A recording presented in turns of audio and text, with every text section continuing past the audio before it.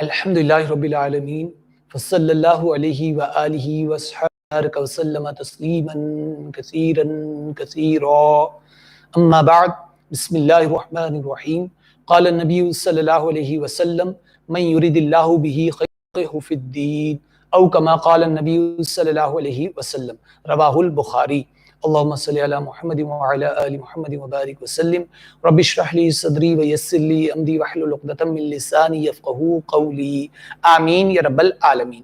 معزز ناظرین، آج کی گفتگو کا موضوع ہے دین اسلام میں علم کی اہمیت۔ ناظرین، آپ کے سامنے آغاز میں نے جو حدیث مبارکہ بیان کی وہ صحیح بخاری کی حدیث ہے۔ اللہ کے رسول صلی اللہ علیہ وسلم نے فرمایا من یرید اللہ بہ خیرا یفقہہ فی الدین، کہ جس شخص کے بارے میں اللہ سبحانہ وتعالیٰ بھلائی کا ارادہ کرتے ہیں تو اسے دین کی سمجھ عطا کر دیتے ہیں۔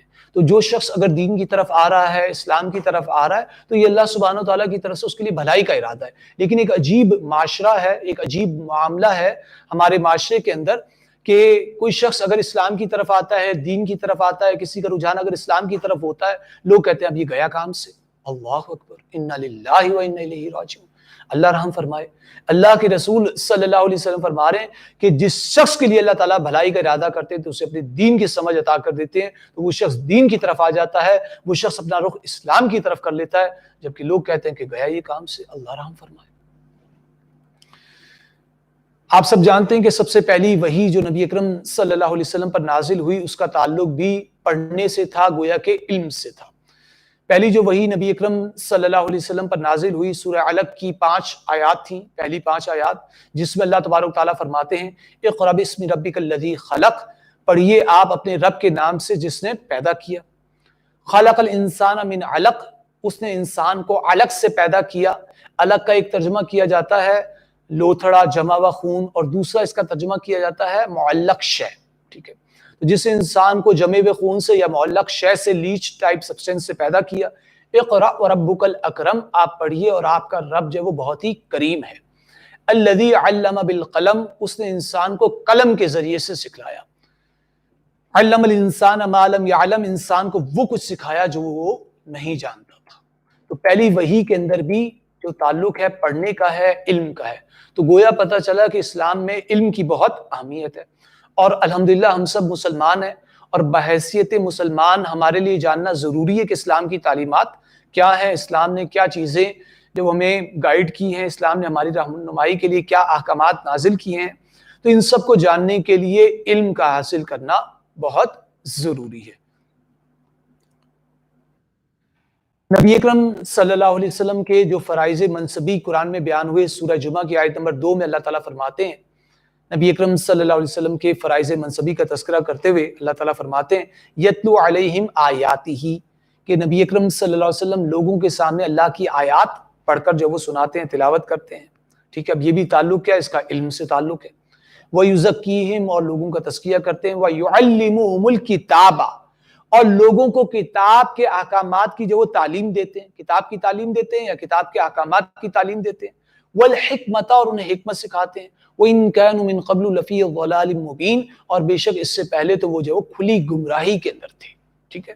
تو دیکھیں اس آیت میں بھی نبی اکرم صلی اللہ علیہ وسلم کے جو فرائض منصبی بیان ہوئے ان میں سے ایک فرض منصبی کیا ہوا، وَيُعَلِّمُهُمُ الْكِتَابَ، کہ نبی اکرم صلی اللہ علیہ وسلم لوگوں کو کتاب کے احکامات کی تعلیم دیتے تھے۔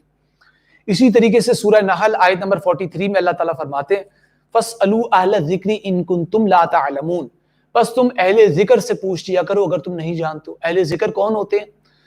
خود قرآن نے اس کی وضاحت کی۔ سورہ حجر میں اللہ تعالیٰ فرماتے ہیں آیت نمبر 15 میں إِنَّ نَحْنُ نَزَّلْنَا الذِّكْرَ وَإِنَّا لَهُ لَحَافِظُونَ، بے شک اس ذکر یعنی اس قرآن کو ہم نے ہی نازل کیا اور ہم ہی اس کی حفاظت کرنے والے ہیں۔ پھر مزید یہ کہ قرآن مجید میں اللہ سبحانہ وتعالیٰ نے ہمیں علم اضافے کے لیے دعا بھی سکھلائی گئی ہے۔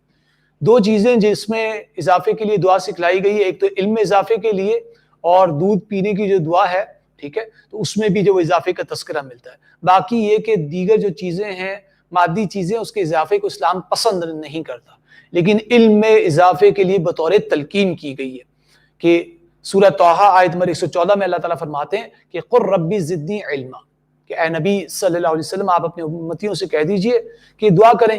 کون سی دعا؟ ربی زدنی علما، کہ اے میرے رب میرے علم میں اضافہ فرما دیجئے، اے میرے رب میرے علم میں اضافہ فرما دیجئے۔ تو اس دعا کی بھی جو وہ ہمیں معمول بنانا چاہیے۔ پھر سورہ مجادلہ آیت نمبر 11 میں اللہ تعالیٰ فرماتے ہیں انما یخشی اللہ من عبادہ العلماء، اللہ تعالیٰ کے بندوں میں سے صرف وہی اللہ تعالیٰ سے ڈرتے ہیں جو کہ علماء ہیں، یعنی جو کہ اہل علم ہے، علم رکھنے والے ہیں۔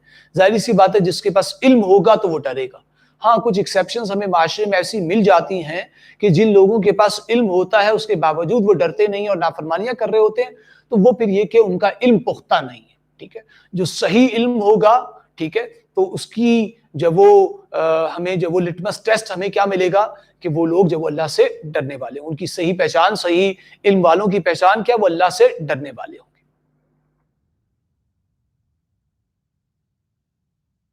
سورہ توبہ آیت نمبر 122 میں اللہ تبارک تعالیٰ فرماتے ہیں فَلَوْلَا نَفَرًا مِنْ كُلِّ فِرْقَةٍ مِّنْهُمْ طَائِفَةٌ لِيَتَفَقَّهُوا فِي الدِّينِ، پس ایسا کیوں نہ ہوا کہ ہر جب وہ گروہ میں سے جب وہ ایک جماعت جب وہ اٹھتی جو کہ لوگوں کے اندر جب وہ دین کی سمجھ پیدا کرتی، وَلْيُنذِرُوا قَوْمَهُمْ، پھر وہ جا کر دین سیکھنے کے بعد جب وہ اپنی قوم والوں کو جب وہ اس سے خبردار کرتے، اِذَا رَجَعُوا إِلَيْهِمْ، جب وہ ان کے پاس جب وہ لوٹ کر جاتے، ٹھیک ہے، تو اپنی قوم والوں کو جب وہ خبردار کرتے، لَعَلَّهُمْ يَحْذَرُونَ، تاکہ وہ قوم کے لوگ بھی جب وہ اللہ تعالیٰ کی نافرمانیوں کرنے سے جب وہ ڈریں۔ تو یہاں بھی آپ دیکھیے کہ جب وہ لیتفقہوا فی الدین، تاکہ وہ دین کو سمجھیں، یعنی دین کا علم حاصل کریں، ٹھیک ہے، اس کا تذکرہ آیا۔ پھر ایک بہت ہی مشہور حدیث ہے، اکثر لوگوں نے سنی بھی ہوتی ہے، سنن ابن ماجہ کی روایت ہے، حدیث مبارکہ، اللہ کے رسول صلی اللہ علیہ وسلم نے فرمایا طلب العلم فریضۃ علی کل مسلم، کہ علم کی طلب یعنی علم حاصل کرنا ہر مسلمان پر فرض ہے، ٹھیک ہے۔ تو جب قرآن مجید اور احادیث میں اگر کوئی مذکر کا صیغہ استعمال ہوتا ہے تو مؤنث اس میں شامل ہوتی ہیں، کیونکہ قرآن مجید جو مخاطب کرتا ہے تو وہ مردوں سے مخاطب ہوتا ہے، ٹھیک ہے، عورتیں اس میں شامل ہوتی ہیں، طبعاً جو وہ شامل ہوتی ہیں۔ اسی طریقے سے حدیث میں اگر کسی حدیث میں صرف جب مردوں کا ذکر ہے اور وہ حکم جب وہ عموم سے متعلق ہے تو طبعاً جو وہ خواتین بھی اس میں شامل ہوں گی۔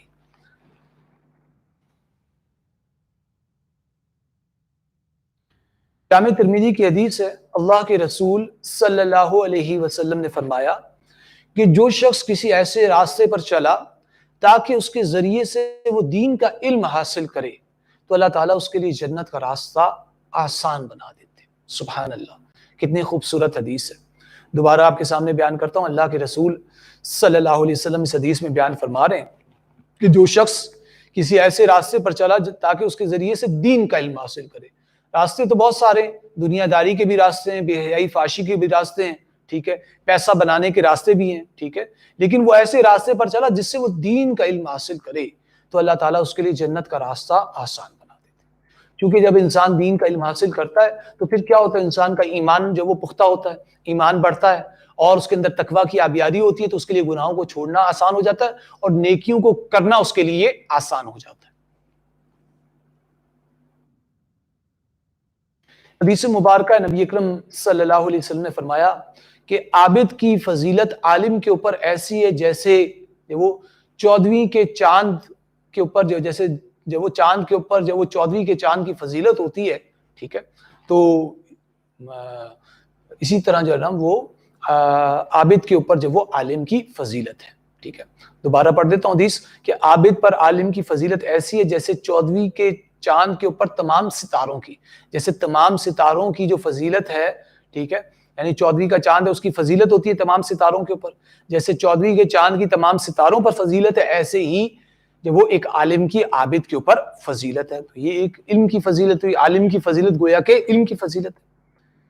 صحیح بخاری کی حدیث سے اللہ کے رسول صلی اللہ علیہ وسلم نے فرمایا کہ ان العلماء ورثۃ الانبیاء، کہ بے شک علماء کرام جب وہ انبیاء علیہ السلام کے وارث ہوتے ہیں۔ انبیاء علیہ السلام کوئی فیکٹریز نہیں چھوڑ کر گئے، کوئی محلات نہیں چھوڑ کر گئے، کوئی گھر مکانات نہیں چھوڑ کر گئے، وہ کیا چھوڑ کر گئے؟ علم چھوڑ کر گئے۔ اور اس علم کے وارث آج کون ہے؟ علماء کرام ہیں۔ اور آج عجیب بات ہے کہ ہمارا میڈیا جو ہے ان علماء کرام کی جب وہ کریکٹر اسیسینیشن کرنے کی کوشش کرتا ہے، جو کہ انبیاء کے وارث ہے، انبیاء علیہ السلام کے جو وارث ہیں انہیں ڈیگریڈ کرنے کی کوشش کرتا ہے۔ اللہ رحم فرمائے۔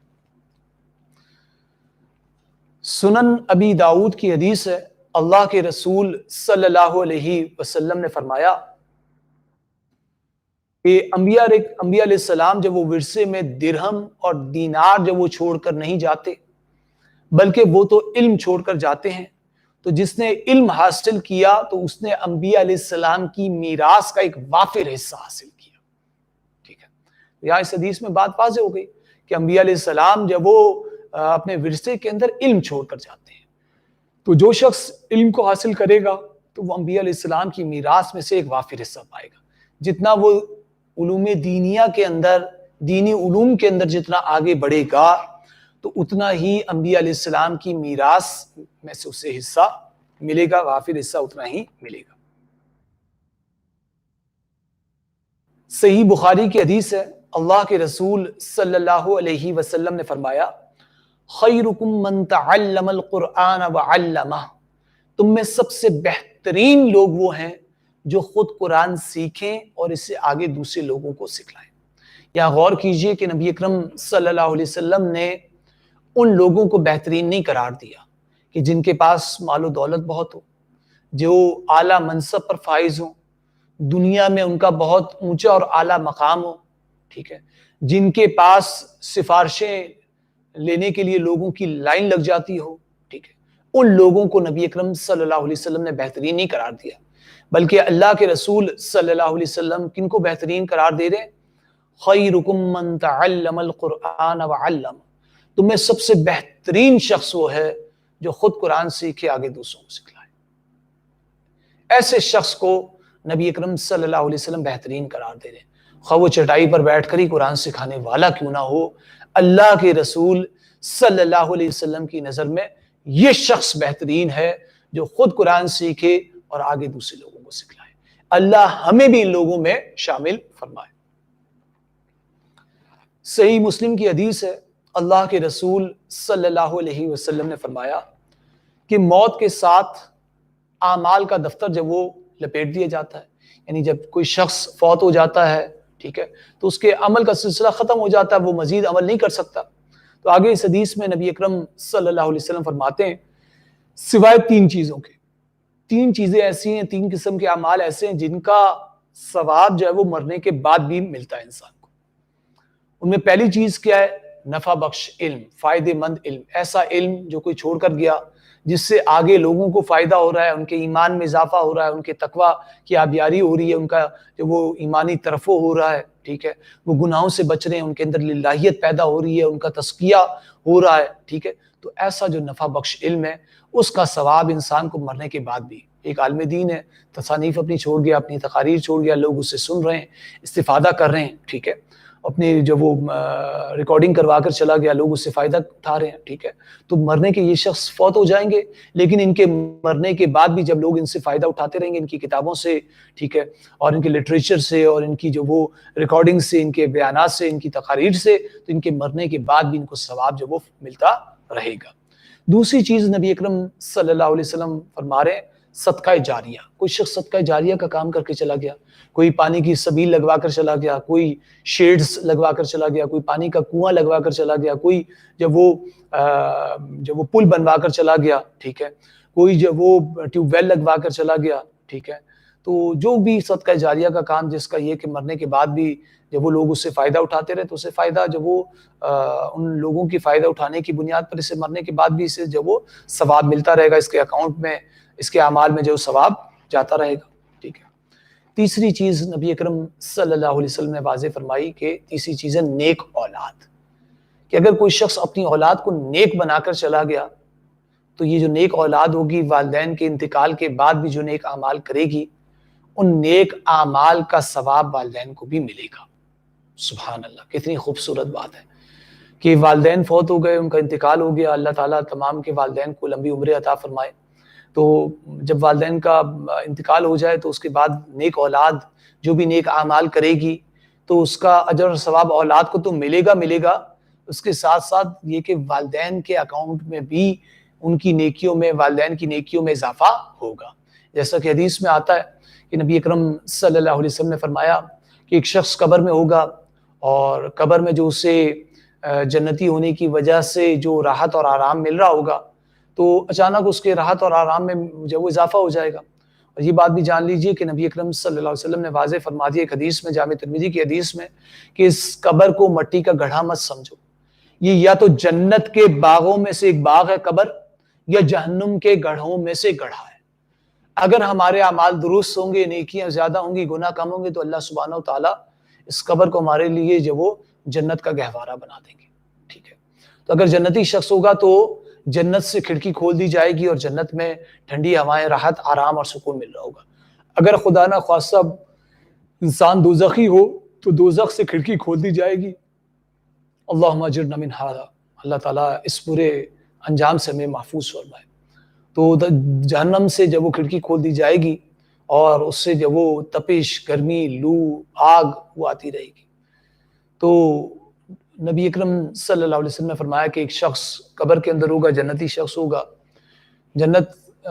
جنتی ہونے کی بنیاد پر اسے قبر میں جو کچھ راحت آرام مل رہا ہوگا تو ایک دن اچانک اس کے راحت اور آرام میں، فیسیلیٹیشن میں، نعمتوں میں اضافہ ہو جائے گا.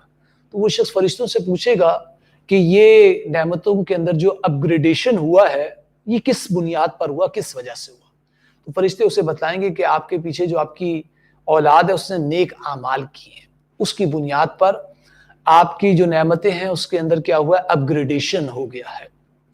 اگر ہم بھی اپنی اولادوں کو نیک بنا کر جائیں گے، اگر ہمارے مرنے کے بعد بھی ہماری اولاد نیک اعمال کرے گی تو ہماری بھی یہ کہ جب وہ قبر کے اندر نیک اعمال جو ہیں اس کے طفیل جب وہ قبر کے اندر جو نعمتیں مل رہی ہوں گی اس کے اندر اپ گریڈیشن ہوگا. اگر ہم خدا نہ خواستہ اپنی اولادوں کو دنیا دار بنا کر چلے جائیں، اولاد چارٹرڈ اکاؤنٹنٹ بن گئی ہو، لائر بن گئی ہو، ڈاکٹر بن گئی ہو، اچھی فزیشین بن گئی ہو، ٹھیک ہے، اور مختلف پیشہ جات میں ماہر ہو، لیکن اگر اسے دین کا نہیں پتا تو یہ بہت بڑا خسارہ ہے، یہ بہت بڑا خسارہ ہے.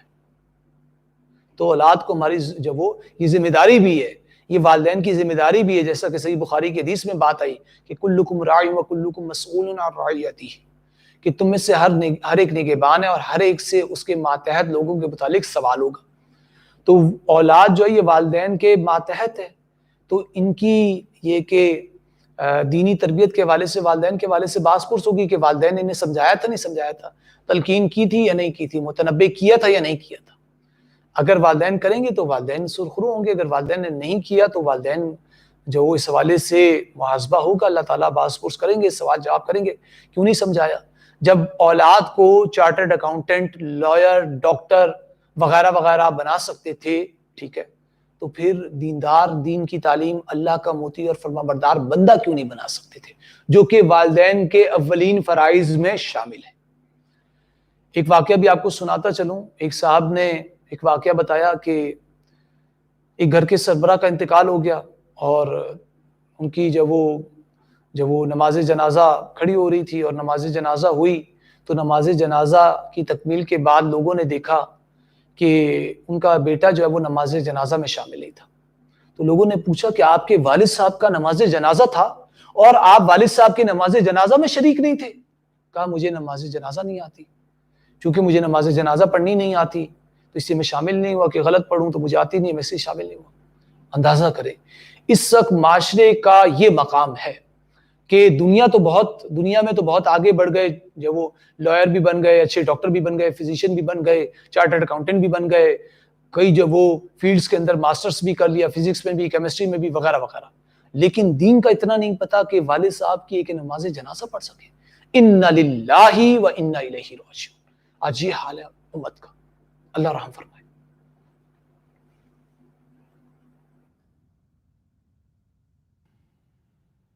جامع ترمذی کی حدیث ہے، اللہ کے رسول صلی اللہ علیہ وسلم نے فرمایا کہ دنیا اور دنیا میں جو کچھ ہے وہ ملعون ہے، یعنی قابل ملامت ہے، یعنی اللہ کی رحمت سے دور ہے، مگر اللہ کا ذکر اور وہ چیزیں جو اللہ سے قریب کریں، ٹھیک ہے. یعنی کہ آگے وضاحت بھی کر دی نبی اکرم صلی اللہ علیہ وسلم نے، عالم اور متعلم، عالم علم رکھنے والا اور متعلم علم کو سیکھنے والا، یہ جب وہ اللہ سے قریب کرنے والی چیزیں، ٹھیک ہے، یہ اللہ کی رحمت کے قریب کرنے والی چیزیں، ٹھیک ہے. تو ان کو جو ہے حدیث میں قابل تعریف گردانا گیا ہے. چاہے کوئی علم سیکھنے والا ہو یا علم رکھنے والا یا علم دینے والا ہو، تو یہ کیا ہے؟ قابل تعریف ہے. تو اس سے ہمیں علم کی اہمیت کا اندازہ ہوا. جامع ترمذی کی حدیث ہے، اللہ کے رسول صلی اللہ علیہ وسلم نے فرمایا لا تزول قدم ابن آدم یوم القیامت حتی یسأل عن خمس. نبی اکرم صلی اللہ علیہ وسلم فرماتے ہیں کہ قیامت کے دن بنی آدم کے پاؤں میدان حشر سے ہل نہیں سکیں گے جب تک کہ وہ 5 سوالوں کے جواب نہ دے دے. پہلا سوال عن عمرہ فیما افناہ، عمر کے بارے میں سوال کیا جائے گا کہ انسان کو عمر ملی، کسی کو 30، کسی کو 50، کسی کو 70، 90، 100، جتنی بھی عمر ملی، وہ عمر انسان نے کہاں پر لگائی؟ دنیا بنانے میں، دنیا میں آگے سے آگے بڑھنے میں کہاں لگائی؟ دوسرا سوال وعن شبابہ فیما ابلاہ، جوانی کے بارے میں پوچھا جائے گا. اللہ سبحانہ وتعالیٰ فرمائیں گے، پوچھیں گے کہ وہ جو جوانی تھی وہ کہاں پر لگائی؟ جوانی انسان کی زندگی کا گولڈن ٹائم پیریڈ ہوتا ہے جس میں انسان کی جسمانی اور عقلی تمام صلاحیتیں کیا ہوتی ہیں؟ عروج پر ہوتی ہیں. ٹھیک ہے، تو یہ زندگی کا گولڈن ٹائم پیریڈ انسان نے کہاں پر لگایا؟ دنیا بنانے میں، دنیا میں آگے سے آگے بڑھنے میں، بزنس کی پروموشن میں، بزنس کی ایکسپینشن میں، یا اپنے کیریئر میں، جاب والا کوئی شخص ہے تو اپنے کیریئر میں آگے سے آگے بڑھنے میں. ٹھیک ہے، یا جو ڈگریز والے لوگ ہیں تو آج کل ڈگریز کے بارے سے بھی کمپٹیشن چلا ہوا ہے، 2 ڈگریز، 3 ڈگریز، بعد میں 4 ماسٹرز بھی کیے ہوتے ہیں. تو بتاؤ وہ جو جوانی کا عرصہ تھا، جو زندگی کا گولڈن ٹائم پیریڈ تھا، اللہ تعالیٰ پوچھیں گے دوسرا سوال کہ وہ جوانی انسان نے کہاں پر لگائی. تیسرا سوال وَعَمْ مَالِهِ مِنْ أَيْنَ اكْتَسَبَ، مال کے بارے میں پوچھا جائے گا. مال کے بارے میں اللہ تعالیٰ سوال کریں گے، مال انسان نے کہاں سے کمایا؟ حلال ذرائع سے یا حرام سے؟ جائز ذرائع سے یا ناجائز ذرائع سے؟ چوتھا سوال وفیما انفقہ، اور مال کو خرچ کہاں پر کیا؟ جائز مقامات پر یا اسراف تبذیر پر، فضول رسومات پر، شادی بیاہ پہ لاکھوں روپے کے پٹاخے پھوڑنے پر، مہندی مایوں کی رسم پر جو کہ غیر اسلامی رسمیں ہیں، ٹھیک ہے، ان میں ضائع کیا؟ کہاں ضائع کی؟ پانچواں سوال، آخری سوال جو کہ علم سے متعلق ہے، ہمارا موضوع بھی علم کا ہے. پانچواں سوال علم سے متعلق وَمَاذَا عَلِمَ فِيمَا عَلِمَ وَمَاذَا عَمِلَ فِيمَا عَلِمَ، اور جتنا دین کا علم حاصل کیا تھا اس میں سے عمل کتنے پر کیا؟ جتنا دین کا علم تھا، سب کو پتہ ہے 5 وقت کی نماز فرض ہے، کتنے لوگ پڑھ رہے؟ سب کو پتہ ہے کہ استطاعت اگر ہو، کوئی شخص صاحب نصاب بن جائے تو زکوٰۃ فرض ہے، کتنے لوگ ادا کر رہے ہیں؟ سب کو پتہ ہے قرآن کہتا ہے سورہ انعام آیت نمبر 151 میں وَلَا تَقْرَبُوا الْفَوَاحِشَ مَا ظَهَرَ مِنْهَا وَمَا بَطَنَ، اور تم فحاشی کے قریب بھی مت جاؤ، خواہ وہ ظاہری ہو یا باطنی ہو. کتنے لوگ بے حیائی اور فحاشی کے کاموں سے بچ رہے ہیں؟ تو جتنا پانچواں سوال، آخری سوال کہ جتنا دین کا علم حاصل کیا تھا اس میں سے عمل کتنے پر کیا؟ ایک ہمارے معاشرے میں ایک مسکنسیپشن پائی جاتی ہے کہ نہ دین کا علم حاصل کریں نہ عمل کرنا پڑے گا اور نہ پوچھ ہوگی. یہ بات غلط ہے، بات درست نہیں ہے. پوچھ تو ہر جو فرائض اور واجبات ہے اس کی پوچھ ہر صورت میں ہونی ہے، اور اگر کوئی شخص فرائض اور واجبات کا علم حاصل نہیں کرے گا تو اس کا الگ انسان کو گناہ ہوگا، اس کے نہ سیکھنے کا گناہ الگ ہوگا. تو فرائض اور واجبات کو سیکھنا ضروری ہے، جو انسان کے لیے کمپلسری چیزیں ہیں، وضو، غسل، نماز، روزہ، استطاعت ہو جائے تو زکوٰۃ، استطاعت ہو جائے تو حج، جو چیزیں انسان کے اوپر فرض اور واجب ہے ان کا سیکھنا کمپلسری لازم، اور نہیں سیکھے گا تو اس کا گناہ الگ ہوگا انسان.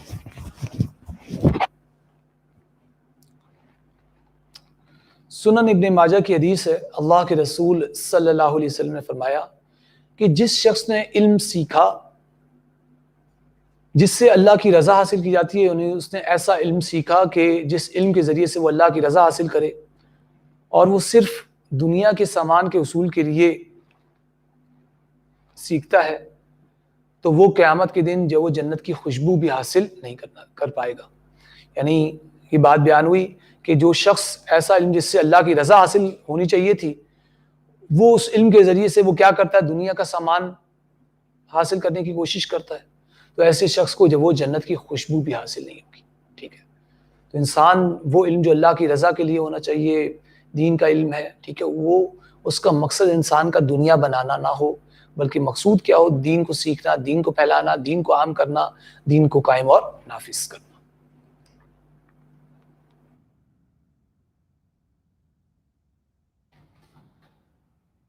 حضرت ابو ہریرہ رضی اللہ تعالیٰ عنہ فرماتے تھے کہ اس علم کی مثال جس پر عمل نہ کیا جائے تو یہ اس خزانے کی مانند ہے جس کو اللہ تعالیٰ کے راستے میں خرچ نہ کیا جائے۔ انسان کے پاس خزانہ ہو مال کا یا کسی بھی چیز کا، اسے اگر انسان اللہ کے راستے میں نہیں خرچ کر رہا تو ضائع کر رہا ہے۔ دنیا تو ختم ہو جائے گی، آخرت میں پوچھوں گا بھائی نیکیاں کیا لے کر آئے ہو، اعمال کیا لے کر آئے ہو، اللہ کے راستے میں کتنی جد و جہد کی، کتنا مال خرچ کیا، کیا کچھ اللہ کے راستے میں قربانیاں دی۔ تو علم کی مثال جس پر عمل نہ کیا جائے، اس کی مثال اس خزانے کی مانند ہے جس کو اللہ کے راستے میں خرچ نہ کیا جائے۔ تو علم کے لیے ضروری یہ بھی ہے کہ انسان اس پر عمل بھی کرے۔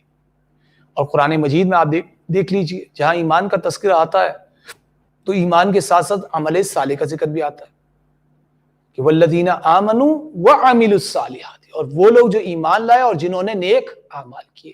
تو جہاں قرآن میں ایمان کا ذکر آئے گا ساتھ ساتھ عمل صالح بھی آئے گا۔ جہاں بجا آپ کو قرآن مجید میں جب وہ اعمال صالحہ کی جو وہ تاکید اور تلقین ملے گی، جیسا کہ آپ دیکھیے کہ سورہ حشر کی آیت نمبر 18 میں اللہ تبارک تعالیٰ فرماتے ہیں یا ایھا الذین آمنوا اتقوا اللہ، اے ایمان والو اللہ کا تقوی اختیار کرو، ولتنظر نفس ما قدمت لغد، اور ہر شخص کو چاہیے کہ وہ دیکھے اس نے کل کے لیے کیا آگے بھیجا۔ کیا انسان نے کل کے لیے کوئی اعمال بھیجے یا نہیں بھیجے، کل کے لیے کوئی تیاری کی ہے نہیں کی، محنت کی ہے نہیں کی، ٹھیک ہے۔ اور اگر جب وہ خدا نہ خواستہ انسان نے یہ دنیا کی زندگی ایسی ضائع کر دی اور آخرت کے لیے کوئی تیاری اور محنت انسان نے خدا نہ خواستہ اگر نہ کی، تو پھر کل قیامت کے دن انسان کی زبان پر افسوس کے الفاظ ہوں گے۔ اور یہ قرآن کہہ رہا ہے، سورہ فجر آیت نمبر 24 میں اللہ تعالیٰ فرماتے ہیں کہ انسان کی زبان پر افسوس کے الفاظ ہوں گے۔ انسان اس دن کہے گا افسوس کرتے ہوئے، ٹھیک ہے، کہ قدمت لحیاتی، ٹھیک ہے، اس دن انسان کہے گا یومئذ، اس دن انسان کہے گا قدمت لحیاتی، کہ کاش کہ میں اپنی آگے کی زندگی کے لیے اعمال کچھ پہلے بھیج دیتا۔ یقول یا لیتنی، اس دن انسان کہے گا کہ قدمت لحیاتی، اس دن انسان کہے گا کاش کہ میں اپنی آگے کی زندگی کے لیے کچھ اعمال بھیج دیتا۔ پھر مزید یہ کہ قرآن ہی کہتا ہے آخری پارے کی صورتوں میں کہ وَأَنَّىٰ لَهُ الذِّكْرَىٰ، اس دن قیامت کے دن سوچنے کا کیا فائدہ۔ سوچنا انسان یہاں دنیا کی زندگی میں سوچ لے، دنیا میں غور و فکر کر لے تو بات بن جائے گی، وہاں قیامت کے دن سوچنے کا کوئی فائدہ ہے۔ جس دن اسٹوڈنٹ کا رزلٹ ہو اس دن یہ سوچے کہ کاش میں محنت کر لیتا، کاش میں پڑھ لیتا، کاش میں تیاری کر لیتا، کاش میں پریکٹس کر لیتا، تو اس دن سوچنے کا کوئی فائدہ نہیں۔ تو اسی طرح آج ہمارے پاس وقت ہے، آج ہم سوچ لیں، غور و فکر کر لیں، دین کا علم حاصل کر لیں، فرائض واجبات جان لیں، غسل کا طریقہ کیا ہے، غسل کے فرائض کیا ہیں، وضو کا طریقہ کیا ہے، وضو میں کتنے فرائض ہیں، کن چیزوں سے وضو ٹوٹ جاتا ہے، ٹھیک ہے، کون سی صورتیں جب یہ کہ غسل واجب ہو جائے گا، ٹھیک ہے، زکوٰۃ کس شخص پر واجب ہوتی ہے، کب واجب ہوگی، ٹھیک ہے، زکوٰۃ کس طرح ادا کرنی ہے، زکوٰۃ کے مستحق لوگ کون ہیں، روزے کے حوالے سے جو مفطرات جان لیں کہ کن کن چیزوں سے روزہ ٹوٹ جاتا ہے، ٹھیک ہے، اور روزے میں احتیاطیں کیا کیا کرنی ہوتی ہیں، ٹھیک ہے، یہ چیزیں سیکھیں، نماز کے مسائل سیکھیں، ٹھیک ہے، کہ کون سے نماز میں اگر جب وہ حرکات و سکنات اگر ہو جائیں، ٹھیک ہے، تو نماز ٹوٹ جائے گی، مفسدات صلاۃ کیا ہیں، کن چیزوں سے نماز ٹوٹ جائے گی، وہ کون سی چیزیں جس سے یہ کہ نماز جب وہ سجدہ سہو سے درست ہوگی، کن صورتیں جس میں نماز جب وہ نماز کو درست کرنے کے لیے سجدہ سہو کا کرنا ضروری ہے، اگر نہیں کیا تو نماز دوبارہ پڑھنی پڑیں گی، ٹھیک ہے، یہ مسائل ان کو سیکھنا ضروری ہے، ٹھیک ہے، جو فرائض اور واجبات ہے اس کا سیکھنا ہر شخص پر لازم اور ضروری ہے، کمپلسری ہے۔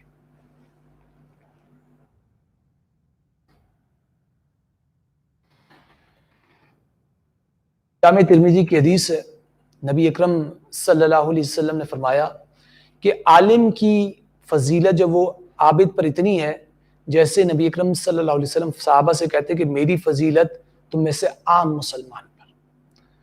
آگے فرماتے نبی اکرم صلی اللہ علیہ وسلم کہ بے شک اللہ تعالیٰ اور اس کے فرشتے اور زمین اور آسمان کی ساری مخلوق، یہاں تک کہ چوٹیاں جو اپنے بلوں کے اندر ہیں اور مچھلیاں جو پانی کے اندر ہیں، وہ خیر کی تعلیم دینے کے لیے والے کے لیے جو خیر کا علم بانٹ رہا ہوتا ہے، تقسیم کر رہا ہوتا ہے، اس کے لیے رحمت کی دعائیں جو وہ بھیج رہی ہوتی ہیں۔ اللہ اکبر، سبحان اللہ، اندازہ کریں۔ دوبارہ میں حدیث پڑھ رہا ہوں، نبی اکرم صلی اللہ علیہ وسلم فرماتے ہیں کہ بے شک اللہ تعالیٰ اور اس کے فرشتے اور زمین آسمان کی ساری مخلوق، یہاں تک کہ چونٹیاں جو اپنے بلوں کے اندر ہیں اور مچھلیاں جو کہ پانی کے اندر ہیں، یہ خیر کی تعلیم دینے والے کے لیے رحمت کی دعائیں بھیج رہی ہوتی ہے. اللہ اکبر، اللہ اکبر، سبحان اللہ. بہت بڑی بات ہے، بہت بڑی بات ہے. تو آپ دیکھیں کہ جو شخص خیر کی تعلیم دے رہا ہے تو ظاہری بات ہے اس نے پہلے دین کا علم حاصل کیا ہے نا. اس نے دین کا علم حاصل کیا تو وہ اب آگے اس دین کے علم کے ذریعے سے خیر جو وہ لوگوں کے اندر تقسیم کر رہا ہے، اس خیر کی تعلیم آگے لوگوں میں جو وہ پھیلا رہا ہے. ٹھیک ہے، تو ایسے لوگوں کے لیے پھر جب وہ اللہ تعالیٰ بھی جب وہ دعا جب وہ بھیجتے ہیں، اس فرشتے بھی، آسمان زمین کی مخلوق، یہاں تک کہ بلوں میں رہنے والی چونٹیاں، پانی میں تیرنے والی مچھلیاں، یہ سب دعائیں کرتی ہیں. سبحان اللہ، سبحان اللہ. تو آج کی جو ہماری گفتگو کا موضوع تھا علم کی فضیلت. ٹھیک ہے، علم کی کیا فضیلت ہے، دین اسلام میں علم کی کیا اہمیت ہے، اس کو آج ہم سمجھ رہے تھے. آپ دیکھیے کہ صحابہ کرام رضی اللہ تعالیٰ عنہم نے کتنی قربانیاں دی ہے علم کے حوالے سے. آپ دیکھیے کہ حضرت ابو ہریرہ رضی اللہ تعالیٰ عنہ کے حوالے سے احادیث کی کتب کے اندر یہ واقعہ بیان ہوا ہے کہ ایک مرتبہ حضرت ابو ہریرہ رضی اللہ تعالیٰ عنہ فرماتے ہیں، آپ دیکھیے کہ انہوں نے اپنے آپ کو علم حدیث کے لیے وقف کر دیا تھا، حدیث کے علم کے لیے وقف کر دیا تھا. کوئی اور انہوں نے معاشی جد و جہد نہیں کی، اسی کام میں لگے رہے. فاقہ بھی برداشت کیا انہوں نے. ٹھیک ہے، اور فاقے سے ان کی کیفیت یہ ہو جاتی تھی، بے ہوش ہو جاتے تھے. لوگ یہ سمجھتے تھے کہ شاید انہیں مرگی کا دورہ پڑ گیا، حالانکہ وہ مرگی کا دورہ نہیں ہوتا تھا، وہ فاقے کی وجہ سے بے ہوش ہو جاتے تھے. ایک واقعہ بھی آتا ہے جو محدثین نے کتب حدیث میں بیان بھی کیا کہ حضرت ابو ہریرہ رضی اللہ تعالیٰ عنہ فرماتے ہیں کہ ایک دفعہ میں شدید فاقے سے تھا، اور یہ کہ میں نے جب وہ حضرت ابوبکر صدیق رضی اللہ تعالیٰ عنہ سے ایک آیت کی تفسیر پوچھی، اور کہتے ہیں کہ خدا کی قسم مجھے اس آیت کی تفسیر معلوم تھی. مقصد سوال کرنے کا یہ تھا کہ تاکہ وہ میرے جو وہ گفتگو کے انداز سے سمجھ جائے کہ میں فاقے سے ہوں. کہتے ہیں کہ میں نے سوال پوچھا، انہوں نے جب وہ آیت کی تفسیر کا جواب دیا اور وہ اپنے گھر چلے گئے. پھر حضرت عمر رضی اللہ تعالیٰ عنہ ملے اور ان سے بھی آیت کی تفسیر معلوم کی، اور کہتے ہیں خدا کی قسم مجھے تفسیر پہلے سے معلوم تھی. اور انہوں نے بھی جب وہ جواب دیا اور وہ بھی اپنے گھر چلے گئے. کہتے ہیں میں پھر باہر کے واپس چلتا ہوا مسجد نبوی میں داخل ہوا اور بے ہوش ہو گیا، بے ہوش ہو کر گر گیا. پھر کچھ دیر بعد اللہ کے رسول صلی اللہ علیہ وسلم تشریف لے آئے اور دیکھا کہ حضرت ابو ہریرہ رضی اللہ تعالیٰ عنہ جو ہے وہ فاقے کی شدت کی تاب نہ لا کر جب وہ بے ہوش ہو گئے تو ان کو اٹھایا اور ہوش میں لے کر آئے اور پوچھا کہ ابو ہریرہ کیا ہوا؟ کہا کہ اللہ کے رسول صلی اللہ علیہ وسلم کھایا نہیں، کچھ فاقے سے ہوں اس لیے بے ہوش ہو گیا. تو اللہ کے رسول صلی اللہ علیہ وسلم نے فرمایا کہ جاؤ میرے گھر میں دودھ آیا ہے، دودھ لے کر آ جاؤ. گئے ہیں، دودھ لے کر آئے ہیں، اور پھر اللہ کے رسول صلی اللہ علیہ وسلم نے پیالہ تھا، پیالے میں تھوڑا سا دودھ تھا. تو اللہ کے رسول صلی اللہ علیہ وسلم نے فرمایا کہ جاؤ اصحاب صفہ کو بھی بلا لاؤ، انہوں نے بھی جو وہ کچھ کھایا نہیں ہوگا. تو حضرت ابو ہریرہ رضی اللہ تعالیٰ عنہ سوچتے ہیں کہ اصحاب صفہ تو ان کی تو بڑی تعداد ہے، اور اکثر ان کی تعداد 70 سے 80 کے درمیان اکثر جو وہ ہوتی تھی. تو ان کا یہ آئیں گے تو پھر ابو ہریرہ کو تو دودھ ملے گا ہی نہیں. بہرکیف اللہ کے رسول صلی اللہ علیہ وسلم کا حکم تھا تو چلے گئے اور اصحاب صفہ کو لے آئے. اصحاب صفہ نے باری باری پیا، اور اس کے باوجود بھی آپ دیکھیے کہ نبی اکرم صلی اللہ علیہ وسلم کے معجزات میں سے معجزہ تھا کہ اللہ تعالیٰ نے آپ کے جب وہ ہاتھوں کے اندر برکت رکھی تھی. ٹھیک ہے، دودھ ابھی بھی باقی رہا، موجود رہا. پھر نبی اکرم صلی اللہ علیہ وسلم نے خود بھی جب وہ دودھ جب وہ سے استفادہ کیا، اور اس کے بعد حضرت ابو ہریرہ رضی اللہ تعالیٰ عنہ کو بھی جب وہ دیا تو حضرت ابو ہریرہ رضی اللہ تعالیٰ نے پیا، اور پینے کے بعد جب وہ دودھ بچ گیا تو آپ سے میں فرمایا ابو ہریرہ اور پیو. انہوں نے اور پیا. پھر انہوں نے پیالہ نیچے کیا تو آپ سے میں فرمایا اور پیو. پھر حضرت ابو ہریرہ رضی اللہ تعالیٰ اور پیا، اور بیان کر نبی اکرم صلی اللہ علیہ وسلم نے فرمایا کہ اور پیو. کہا کہ اللہ کے رسول بس اب مزید گنجائش نہیں. تو حضرت ابو ہریرہ رضی اللہ تعالیٰ فرماتے ہیں کہ جو علم حدیث میں جو ان کا حافظہ اتنا قوی تھا، ٹھیک ہے، تو اس کی وجہ یہ تھی کہ جب یہ نبی اکرم صلی اللہ علیہ وسلم نے جو دودھ پلوایا حضرت ابو ہریرہ رضی اللہ تعالیٰ، اس کے بعد حضرت محمد صلی اللہ علیہ وسلم نے کہا کہ اللہ کے رسول صلی اللہ علیہ وسلم نے فرمایا کہ اے ابو ہریرہ بتاؤ میں تمہارے لیے کیا دعا کروں. ہم ہوتے تو ہم اس موقع پر دعا کرواتے کہ اللہ کے رسول صلی اللہ علیہ وسلم یہ فاقے کا دعا کر دیں، فاقے کا مسئلہ ٹل جائے، بے ہوش ہو جاتا ہوں، لوگ سمجھتے مرگی ہوئی ہے، ٹھیک ہے، تو یہ مسئلہ حل ہو جائے. یا یہ ہم کہتے کہ چلے مرگی کا مسئلہ حل ہو جائے، اس بیماری سے شفا مل جائے. آپ دیکھیے کہ اس موقع پر حضرت ابو ہریرہ رضی اللہ تعالیٰ انہوں نے کیا دعا کروائی ہے. انہوں نے کہا کہ اللہ کے رسول صلی اللہ علیہ وسلم میرے لیے دعا یہ کیجئے کہ میں آپ سے جو بھی حدیث سنوں تو اس کو بھولوں نہ. تو اللہ کے رسول صلی اللہ علیہ وسلم نے ان کے لیے دعا کی ہے، اور پھر اس کے بعد یہ کہ انہیں حدیث جو وہ بولتی نہیں تھی، ٹھیک ہے۔ تو یہ آپ دیکھیے کہ علم حدیث کے لیے اور دینی علم کے لیے، علوم دینیہ کی تحصیل کے لیے، علم دین حاصل کرنے کے لیے صحابہ کرام رضی اللہ تعالیٰ عنہ نے کتنی قربانیاں دی۔ اور محدثین کرام کے بارے میں یہ آتا ہے کہ بعض محدثین کے بارے میں یہ واقعات بھی جب وہ اہل علم حضرات نے بیان کیے کہ اگر ان کو کسی حدیث کے بارے میں جب وہ زبر زیر یا پیش کا بھی اگر کوئی شک ہوتا تھا نا، تو اس کے لیے بھی وہ جب وہ حدیث کا سفر کرتے تھے، لمبے لمبے سفر کرتے تھے کہ تاکہ جب وہ اس بارے میں جب وہ ایک اوتھینٹک جب وہ بات معلوم ہو جائے، ٹھیک ہے، کہ آیا یہاں پر اسے جب وہ زبر کے ساتھ پڑھنا یا زیر کے ساتھ پڑھنا یا پیش کے ساتھ پڑھنا، اللہ اکبر، اندازہ کریں۔ تو علم دین کے لیے، علم حدیث کے لیے، دینی علم کے لیے صحابہ نے، تابعین نے، تبع تابعین نے بہت قربانیاں دی ہیں۔ آج تو ہمارے لیے بہت آسان ہو گیا یہ معاملہ، آج تو دینی ادارے موجود ہیں، ٹھیک ہے، اور جب وہ دینی جب وہ جامعات موجود ہیں، ٹھیک ہے، تو جہاں پر یہ کہ علوم دینی سکھلائے جا رہے ہیں، ٹھیک ہے۔ تو آج تو دین کو سیکھنا جب وہ مشکل نہیں ہے جتنا یہ کہ پہلے ادوار میں مشکل ہوا کرتا تھا، ٹھیک ہے۔ تو ہمیں اس چیز کی کوشش کرنی چاہیے کہ جہاں ہم نے جب وہ دنیاوی علوم کے لیے 16 سال ماسٹرز کر لیا، ایم فل کر لیا، ایم ایس کر لیا، پی ایچ ڈی کر لی، 16 سال اور بعض 20 سال لگا دیتے ہیں، تو ہم دینی علم کو سیکھنے کے لیے بھی کم از کم 1 سال تو نکالیں۔ الحمدللہ بصیرہ انسٹیٹیوٹ کے تحت ہر سال رمضان المبارک کے بعد 1 سال کے کورسز اور 2 سال کے اسلامک کورسز ہوتے ہیں، جس میں یہ کہ تجوید بھی پڑھائی جاتی ہے اور عربک گرامر بھی پڑھائی جاتی ہے، احادیث کا تعارف بھی ہوتا ہے، علم حدیث کا تعارف بھی ہوتا ہے، اور 250 احادیث مبارکہ کا مطالعہ کروایا جاتا ہے۔ جو دینی مسائل ہیں، نماز، روزہ، وضو، غسل، اس کے متعلق مسائل بھی جب وہ پڑھائے جاتے ہیں، ٹھیک ہے، اسلامک لٹریچر بھی پڑھایا جاتا ہے۔ تو کوشش یہ کرنی چاہیے کہ کم از کم 1 سال تو دینی علم کو حاصل کرنے کے لیے نکالیں، چاہے آپ کسی جب وہ دینی مدرسے میں جائیں، کہیں کسی انسٹیٹیوٹ میں جائیں، کہیں بھی جائیں، کم از کم 1 سال تو نکالنا چاہیے تاکہ آپ جو بنیادی دینی علم ہے، جو انسان کے فرائض اور واجبات ہیں، وہ آپ کو علم حاصل ہو، تاکہ آپ جنت کے لیے تیاری کریں، اپنی آخرت کے لیے تیاری کریں، اپنی آخرت کو بہتر بنا سکیں۔ اللہ تعالیٰ سے دعا ہے کہ جو کچھ بیان کیا گیا، اللہ تعالیٰ ہمیں ان باتوں کو سمجھنے کی اور ان پر عمل کرنے کی توفیق اور ہمت عطا فرمائے۔ اقول قولی ھذا واستغفر اللہ لی ولکم ولسائر المسلمین والمسلمات۔ السلام علیکم ورحمۃ اللہ وبرکاتہ۔